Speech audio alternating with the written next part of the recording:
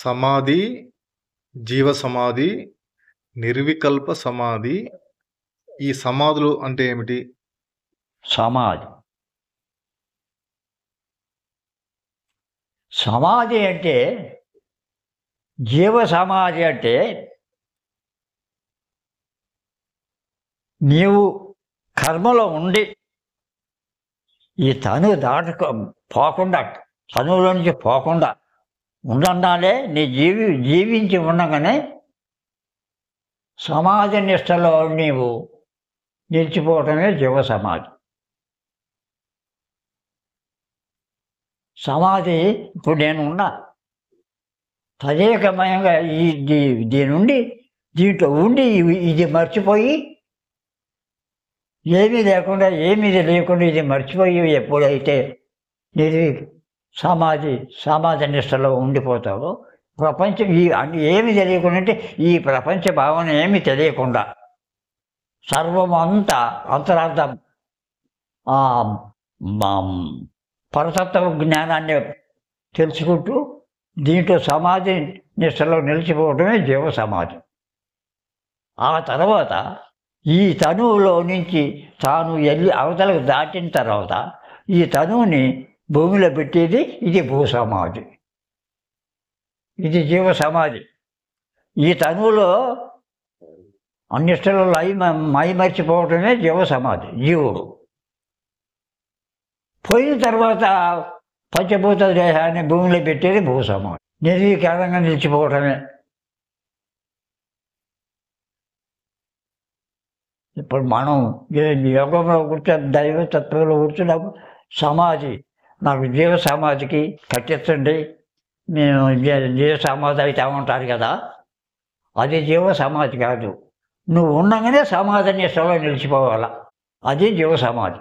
జీవుడు సమాధిగా జీవుడు వెళ్ళిపోతే తను ఎట్ను అట్లా నువ్వు ఉండగానే తనువులో సమాధి నిష్టలో ఏ చలనం లేకుండా నిలిచిపోవటమే జీవ సమాధి. తర్వాత ఇది భూసమాధి, భూమిలో పెట్టి ఈ తనువుని.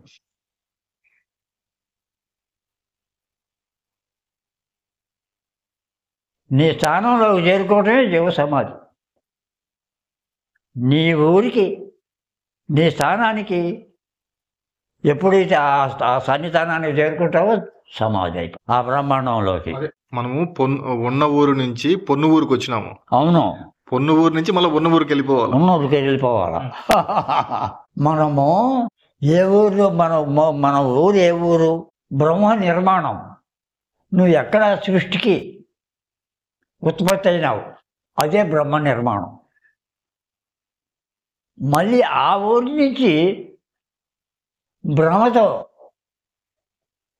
ఇంకొక ఊరికి వచ్చి పడ్డావు. నీ భ్రాంతితో బ్రహ్మతో వచ్చినావు, బ్రహ్మది వచ్చేసినావు. మళ్ళీ ఆ ఊరికి పోవాలి, బాట లేదు, బాట బూడిపోయింది, చెట్టు మొలిచిపోయినాయి, బాట ఆగపడలే. ఈ ఊర్లోనే మునగానాం చేరన పుట్టను రాను ప్రారంభ. అంతకుముందు 84 లక్షల జీవరాశుల జన్మాలు వచ్చినప్పుడు అలా చేసిన కర్మలన్నీ ఈ జన్మలో తీర్చుకోవాలి. అవన్నీ తీరిపోతే మళ్ళీ నువ్వు ఆ ఊరికి పోగలుగుతావు, లేకపోతే ఎట్లా పోగలుగుతావు? పోలేవు. కాబట్టి ఈ ఊరి నుంచి నువ్వు ఆ ఊరికి దాటుకోవాలంటే మళ్ళీ ఆ బాట, ఆ లో బాట మళ్ళీ పరిశుద్ధం చేయాల. పరిశుద్ధం చేసుకుంటా పోతే నీవున్న తాగుపోతావు. ఆ బాట బూడిపోయింది, అదే యోగము. ఆ యోగం చేసి ఆ భ్రమలన్నీ ఎప్పుడైతే పూర్తిగా చేసిన ప్రారంభ చేసిన కర్మలన్నీ ఎప్పుడైతే పూర్తిగా పోతాయో అప్పుడు నీ ఊరికి పోయినట్టు. అంతవరకు భ్రమలు బాగానే ఉన్నాయినా. 100 ఏళ్ళు ఆయు ప్రమాణం, దినగండం 100 ఏళ్ళు ఆయుషి మానవుడికి ఇచ్చింది. దినగండం అంటే నిద్రపోవటం, లేవటం దినగండం. మళ్ళీ వీటిల్లో కొన్ని అంతర్గండాలు ఉంటాయి. ఆ అంతర్గండాలు తప్పించుకొని దినగండం మనం నిగిడి బతికేది అంతా పుట్టిన మించి 50 సంవత్సరాల్లో జోలే కపరేసుకొని మళ్ళీ పోవాల్సింది. మనకు తిండి దొరికేది ఎట్లా? తిండి తిండి దొరికేది ఎట్లా మనకు? దేవుడు ఎట్లా, పరమాత్ముడు మనకు తిండి ఎట్లా దొరుకుతుంది మనకు? తిండే ఉమ్, ఇట్లా చెబుతా, తర్వాత మాట్లాడదు కానీ ఉమ్, తిండి మనకి చేసేది ఇక మనం వచ్చింది కర్మలోనే కదా. ఉమ్, మరి ఇంకా కర్మ చేస్తున్నాం కదా, అన్ని ఎన్నో రకాలుగా ఆ పంటలు ఇస్తున్నాడు నీకు, తిండి దొరికేదానికి, చేసుకునేదానికి కర్మేంద్రియాలు ఇచ్చినాడు, జ్ఞానేంద్రియాలు ఇచ్చినాడు. వాళ్ళ ఇది చేస్తే ఇది అన్నీ తెలిసేదానికి ఆ జ్ఞానేంద్రియాలు ఇచ్చినాడు, కర్మేంద్రియాలు ఇచ్చినారు, బాహ్యేంద్రియాలు ఇచ్చినారు, అంతరేంద్రియాలు ఇచ్చినారు, అన్నమయ కోశాలు ఇచ్చినారు. అన్నీ ఇవన్నీ భూతాలన్నీ ఉన్నాయి కదా. నీ తెలివి అది, అదే తెలివి ఉపయోగించి ఇదంతా అరణ్యముల పంట తింటున్నాము, చెందుతాం. మన తిండికి దొరికేది ఇప్పుడు నువ్వు రూపాయి సంపాదించ తిన్నవాడు తిన్నదే జీర్ణించకుండా కూడబెట్టిన ధనము ఉండదు.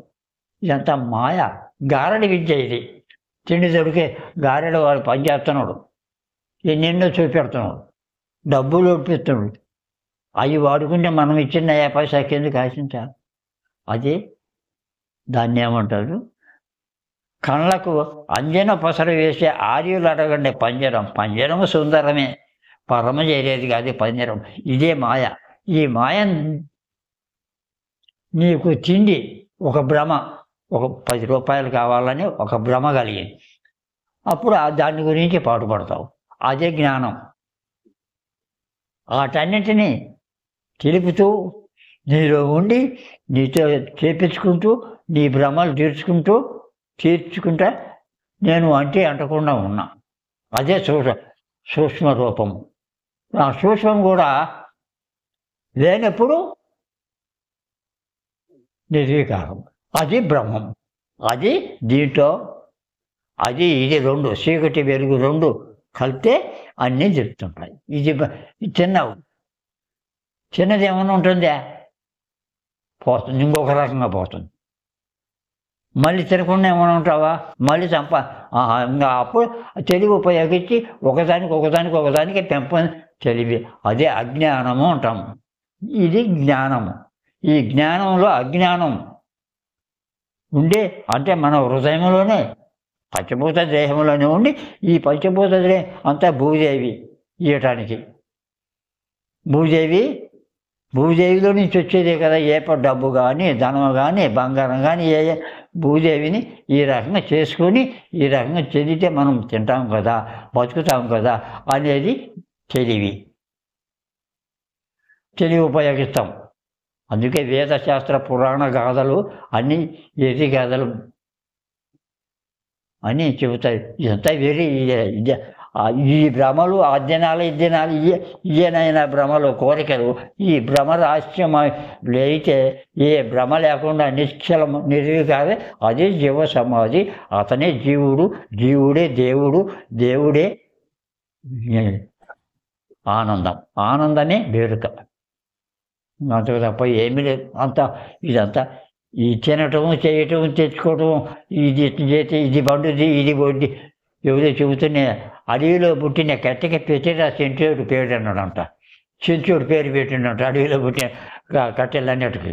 అట్టనే అదే సూక్ష్మం, ఆకారం. నీ ఆకారమే భ్రాంతి. ఆ భ్రాంతే ఇది తెలివి ఉపయోగించి. ఆ భ్రాంతిలోనే ఆ భ్రాంతి ఎవరు కలిగింది చెప్పే. బయట విశేషాలన్నీ లోపల తెలుపుతుంది, లోపల విశేషాలు బయటకు వస్తుంది. ఇదే జీవ హంస, ప్రాణం హంస, పరమం హంసే. కాబట్టి ఈ హంసలో ఉండే భావన, ఈ హంస దిగబడితే ఏమవుతుంది చూడు, ఏమి ఉండదు. 5 నిమిషాలు దిగబడి వదిలితే మళ్ళీ అలలు కిందికి పైకి అండము పిండము బ్రహ్మాండానికి 3 లోకాలు పాలన చేస్తా నటన సూత్రధారి చూస్తా ఉంటాడు. నన్నే ధ్యానించి అప్పుడు చెబుతాడు చూడు ఒక విషయము. సీతాదేవి పోయి రామచంద్రుని కాడికి పోయి, స్వామి మనకి ఎన్నో కట్టించినాడు, ఎన్నో చేసినాడు, అంతనే హింస పెడుతున్నాడే నా బాబు, రక్షించు స్వామి రామదాసుని. అంటే దేవి మనల్ని చెప్పేస్తున్నాడు కానీ నన్ను కొనియాడలేదు కదా, నన్ను తలుచుకోలేదు కదా, నీకు ఆ సొమ్ము చేపితేని నాకు ఈ సొమ్ము చేపించి ఆ సొమ్ము చెప్పి ఎవరబ్బ సొమ్ము అని కొడుకుతా తిరిగినావు అని చెప్పేస్తున్నాడు కానీ నన్ను తలుచుకుంటే కదా నేను అంటాడు. చూడు అని చేపించుకోడు. అప్పుడు లాస్ట్కి కలలోన నీ నామ స్వరణ మరువను చక్కని తండ్రిని ఎప్పుడైతే మనిషి అన్ని మీద పెట్టిండో అప్పుడే రక్షించాడు. పాముకు అయ్యి ప్రకృతికి పాము అది కాదు, పాము ఎన్నిపోస అనేది అది బ్రహ్మదండ, తెలిసిన బ్రహ్మదండ పైకి తాకడికి అడ్డం కడతల్లా పట్టుకునేది అది బ్రహ్మదండ. ఎన్నిపోసం నాగుపాము అనేది అది కాదు.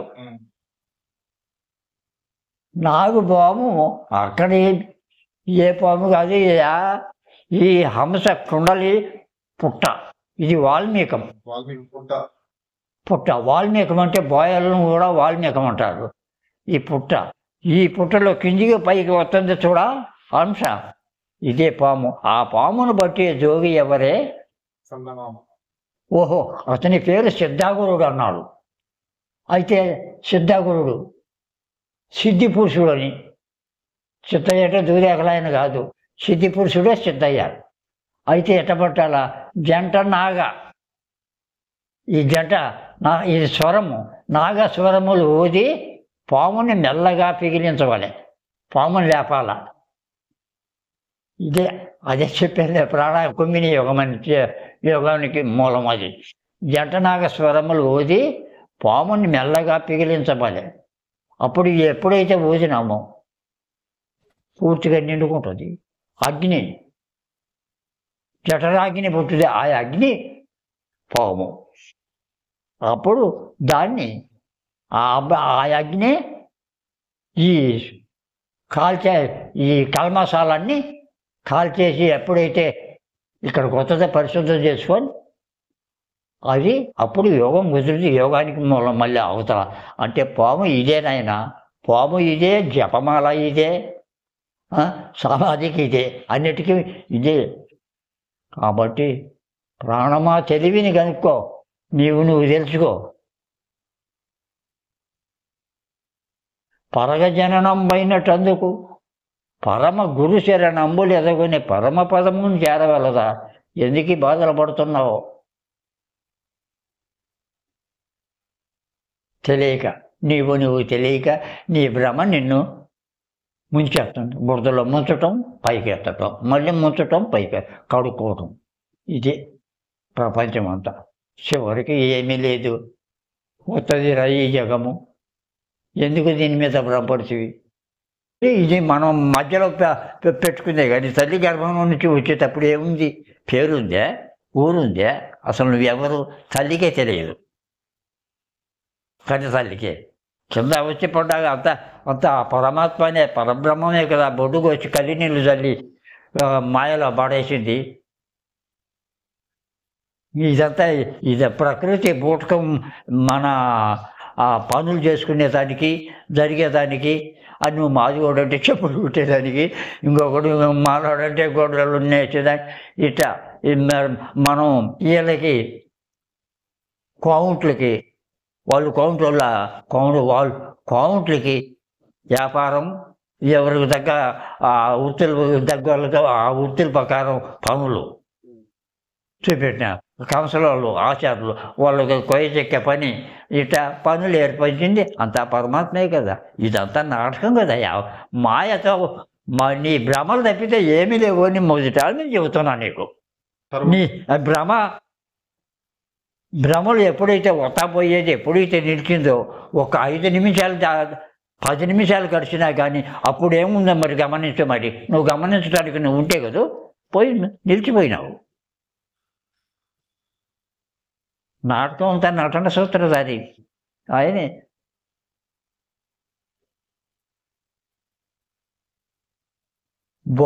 బొమ్మల ఆట ఆడిచేవాడు ఆడిచ్చినట్టు ఆడిస్తున్నాడు ఈ బొమ్మ, ఈ పంచభూత దేహాన్ని. మనం తినేది మాయే, చేసేది మాయే, జీవించేది మాయే, పుట్టేది మాయే. ఏమి లేకుండా ఉంటే పుట్టేది లేదు కదా. ఏమి గగనం శూన్యం కళాతీతం, ఇంకేమీ లేదు. కళ అనేది కూడా అప్పుడు చెప్పడానికి ఇది ఉంటే కదా. ఆనందం అంట, ఎట్టుదో ఆ ఆనందం. అది శ్వాసలు వస్తా పోయేది ఎప్పుడైతే స్టడీ అయిపోయిందో అన్నీ దాంట్లోనే ఉత్పత్తి. శబ్దం ఎప్పుడైతే లేకుండా పోయిందో నిశ్శబ్ద బ్రహ్మ. అంటే శబ్దము మృతి చెందింది, నిశ్శబ్దం ఏమి లేదు. పలుకు కానీ, ధ్వని కానీ, మాట కానీ, ఎక్కడ చూసినా వెలిగే. చీకటి అనేదే ఉండదు, వెలుగు అనేదే ఉండదు. ఇది చీకటి, ఇది వెలుగు అనుకోవటానికి అది జ్ఞానం, అది వెరుకే. అది ఇదంతా వెరుకే. దీంట్లో ఎన్నో కల్మశాలు ఉన్నాయి, అగపడుతున్నాయి అని చూస్తున్నాం. అది శుద్ధ వెరుక, ఏమీ అగపడదు దాంట్లో, నువ్వు తప్ప. నువ్వే. నువ్వెవరని తెలుసుకొని అడగటానికి ఇంకొకడు ఉండడా? లేడుగా. ఒక్కడేం అడుగుతాడు? కాబట్టి ఆ ఒక్కడే ఉండడు కాబట్టి ఇంక అప్పుడు ఆ మాట లేదు. నేను ఒక్కడే కూర్చొని ఉన్నప్పుడు ఎన్నో ఉంటాయి, అలలు వస్తుంటాయి. ఏది మనసు ఉంది కాబట్టి. భ్రమ సంకల్పం ఉండే. ఆ భ్రమ లేనప్పుడు నేను ఒక్కడిని చెప్పటానికి కూడా లేదు. అంతా నేనే ఆడుకుంటున్నా, పాడుకుంటున్నా, ఆట ఆడి ఏం చేసుకున్నా నాకే తెలియదు. అసలు చావు అనేదే ఉండదు, పుట్టుక అనేదే లేదు. ఒక ధ్వనిలో ఉద్భవించాలని మహనీయులు, ఆ మహనీయులు చెప్పింది మనం తదేక ధ్యానంలో కూర్చున్నప్పుడు అలలు కొడతా ఉంటుంది. సాధనమైన పని ఎప్పుడైతే దాన్ని సమకూర్చుకొని శ్వాసలు ఎప్పుడైతే ఆటోమేటిక్గా కుంభకంలో జరిగిపోయిందో అప్పుడు ఇదంతా ఉత్తదే నిజం. అసలు తల్లి ఎవరు, తండ్రి ఎవరు, నేనెవరు అనేది అన్ని భావాలు నీకే తెలిసిపోతాయి. అప్పుడు శ్వాసలు నిలిచిపోయినప్పుడు నువ్వెవరో చెప్పలేవు, నీకు తెలియదు. ఈ ప్రపంచం భ్రమ ఎప్పుడైతే నిలిచిపోయిందో నీవు జ్ఞానం, ఒక వెలుగు, జ్ఞాన జ్యోతి. జ్ఞానం అనేది తెలివి, ఒక జ్ఞాన జ్యోతి, దివ్య అలా అంతే. దాంట్లో ఎలుగులో ఏమి లేదు, ఎలిగే, అంతా ఎలిగే. అట్లా అదే బ్రహ్మతత్వానికి మూడు. దీనికి అర్థాలు నువ్వు 5 తీసుకొచ్చి చెప్పమంటే ఏం ఒక ఉమ్మన్న కానీ అర్థమేనాయన. ఉమ్మని మనం అంటున్నామే, అది ఎట్లా వస్తుంది దాన్ని? అదే ఉమ్మంటే అదే తెలివి, అదే జ్ఞానం. కళే. చీకటి ఉంది, చీకటి అంటే ఎట్లుంటుందంటే గాఢంధకారం అన్నాం, ఏమీ ఆగపడదు, ఏమీ లేదు. అయితే వెలుగంటే అన్నీ ఆగపడుతున్నాయి. కళ, ఇది ఒక కళ, ఇది మామూలు కళ, అది నిష్కళ.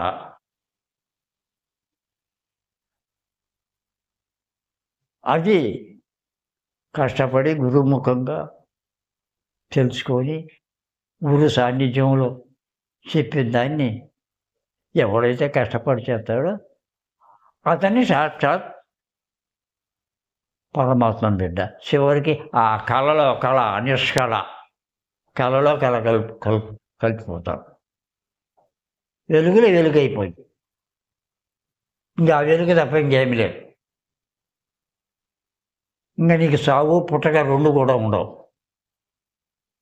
అదే చిరంజీవుడు, చిరకాల జీవుడు, చిరకాలం ఎన్ని యుగాలు యుగాలు కూడా సచ్చేది కాదని చిరకాల జీవుడు. అదే శాశ్వతమైన బతుకు, జ్ఞానం బతుకు. మదీయ శక్తి, ఆ? మదీయము ఆ. అంటే ఏమిటి? మదీయ శక్తి, మదీయము. మదీయమా? మది మజ మది మదీయము. మది మదిలో మది. ఆ మదిలో మదీయ, మహామదీయ, మహమ్మదీయు. మహమ్మద్ లేడా? మహమ్మద్ అంటే ఏమిటి? మహమ్మదీయ, మహమ్మదీయులు, మహామదీయులు, మహామదీయులు. మది మహమ్మదీయులు. మదీయం అంటే ఏమిటి? మది అది ఒక మతమే కదా. ఇదే కదా, అది ఒక మతమే కదా, అది ఒక భ్రమే. నీకు కులం ఏడుంది, పేరు ఏడుంది, నువ్వు ఏమి లేని దానికి ఇన్ని పెంచాన బంగారములు ఎన్ని పేర్లో పెట్టుకున్నావు. అదే ఇదే చెబుతాడు, కులము అని మాటికి కలవరము నొందేద వేళ నా కులముతో పని ఏమి. ఓంకారం అనే కులము ఒప్పి ఉండగా కులమించగానే అలా గుణమే కారణం అన్నాడు. ఆల్రెడీ ఆ కులము కారణం. ఆ కులం ఏంది? కులము బిందువు రక్తంతో పుట్టింది. బిందువు రక్తము అంటే శుక్లము శోణితం, రక్తంతో పుట్టింది. కుల బిందు రక్తముతో కలిగింది. ఇది రొట్టెసే కలిగింది మాయ. తెలియ ఈ హీనులకు తెలిపే మార్గమే కానీ కులమించగానే రాయి గుణమే కారణం అని సిద్ధిపురుషుడు పోతులు ఉరయ్య చెబుతాడు. నువ్వు నీచ జాతి వాడవు కదా అని అడిగినప్పుడు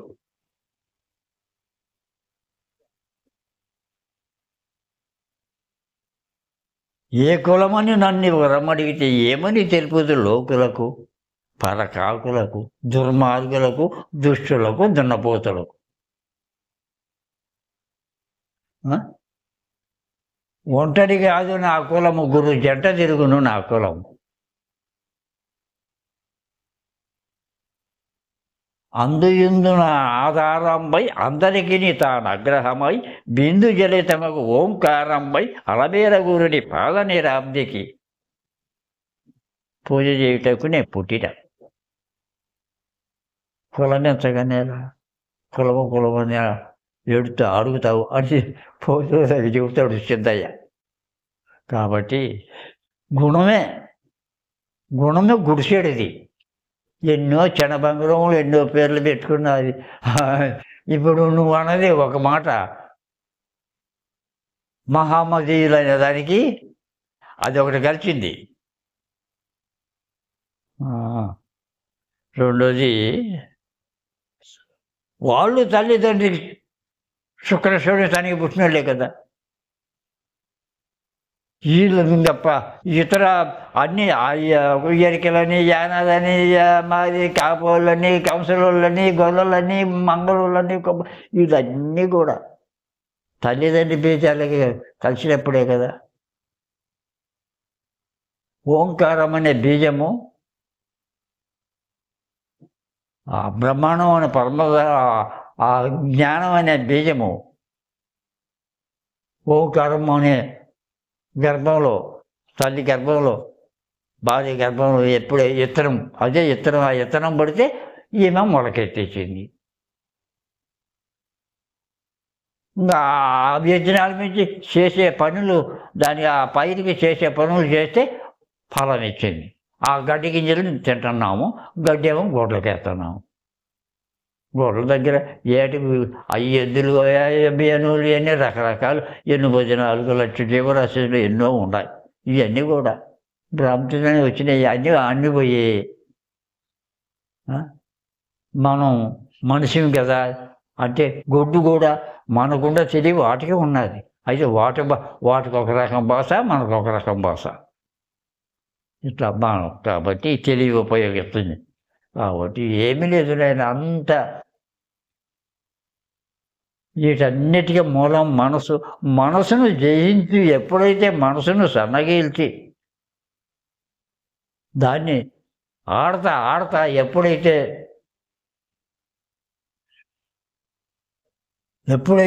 ఆడతా ఆడతా టెక్కున నిలిచిపోయిందో, భ్రమలన్నీ మనసుని పుడుతున్నాయి కాబట్టి ఈ భ్రమలన్నీ నిలిచిపోయాయి.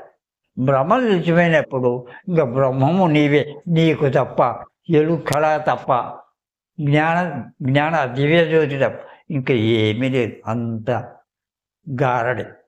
ఈ గారడి రకరకాలుగా చేస్తే కదా దీనికి ఆనందంగా ఉండేది. ఇన్ని రకాలు పెడితే అది కర్మ. అప్పుడు జీవాత్మ పరమాత్మ. ఏ రకం పెట్టకుండా ఒకే రకంగా ఉంటే అక్కడ ఒక ఆనందము సంతోషము రాదు కదా. కాబట్టి 10 రకాలు కలిగితే 10 ఏళ్ళు కలిగితే 5 ఏళ్ళు కలిగితే అరిచేయాలి. 5 ఏళ్ళు లేకపోతే ఆ చేతికి అందం ఉంటుందా? ఇది సూర్యుడు ఉదయించుతున్నాడు. సూర్యుడు ఉదయించినప్పుడు సూర్యుడు ఆజ్ఞ ఉండాలి. సూర్యుడి నుంచి వెలుగులు కిరణాలు ఎన్ని వస్తున్నాయి, ప్రపంచమంతా బాగుతుంది. బ్రహ్మము పోతురూరి వీరబ్రహ్మము, ఆయన ఆచారి కులానికి, కంసల వాళ్ళని కదా అర్థం ఉంటుంది. కానీ బ్రహ్మం గారు బ్రహ్మం కాదు. బ్రహ్మం గారు అనేది నీ భ్రమ. ఇదే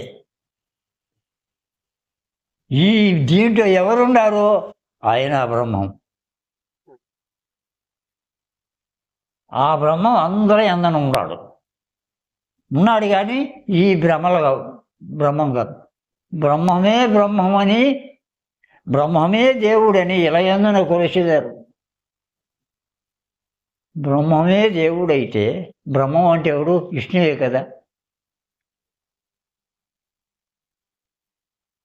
రాముడు, కృష్ణుడు, ఈశ్వరుడు వీళ్ళంతా ముగ్గురు అన్నదమ్ములు, ఒక తల్లి బిడ్డలే కదా మామూలుగా కర్మలు. కానీ వీళ్ళు బ్రహ్మాలు కాదు. రాముడే బ్రహ్మమని ఇలయందున కొలిసారు. రాముడే బ్రహ్మం అయితే అరణ్యాల పాలేదు కావాల్సి వచ్చింది. సీతని తెసపోయినప్పుడు విష్ణువే బ్రహ్మం అయితే, విష్ణువే బ్రహ్మం అని ఇలయందున, విష్ణువే బ్రహ్మం కాదు ఇలయందున.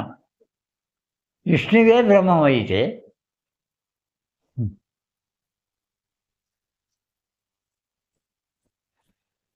కృష్ణావతారమని విటకత్తెల చేత అట ఎందుకు కష్టపడతాడు?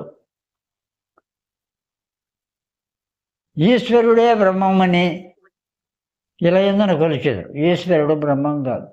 ఈశ్వరుడే బ్రహ్మం అయితే కాశీలో కలయంబలు తలబోల చేత పట్టుకొని కలయంబలు అడుగునా?